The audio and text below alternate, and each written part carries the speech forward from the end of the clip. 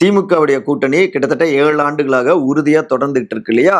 அந்த கூட்டணி கட்சிகள அவங்களுக்கு வேண்டியத செய்து கொடுத்து, அவங்கள தக்க வச்சுக்கிற பொறுப்பு இன்னொரு சீனியர் அமைச்சரான திரு ஏவா வேலுக்கு கொடுக்கப்பட்டிருக்கு.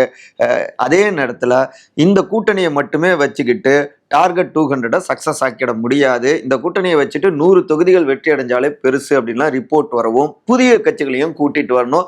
அவங்க இந்த 5 ஆண்டு ஆட்சியா அருமை பெருமைகள்லாம் சாதனைகள்லாம் அவங்க பட்டியலிட்டாதான் நமக்கு அந்த டார்கெட் 200 அடைய முடியும்.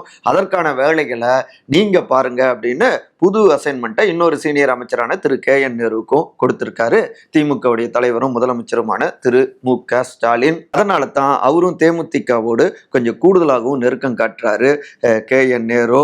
இப்படி இரட்டை அசைன்மெண்ட்டுகள் மிஷன் 200 சக்சஸ் ஆக்கிடும் அப்படிங்கிற நம்பிக்கையோடு தான் வெளிநாட்டுக்கும் ஃபிளைட் பிடிச்சிருக்காரு முதலமைச்சர் திரு மு.க. ஸ்டாலின்ங்கிறாங்க திமுக உடன்பிறப்புகள்.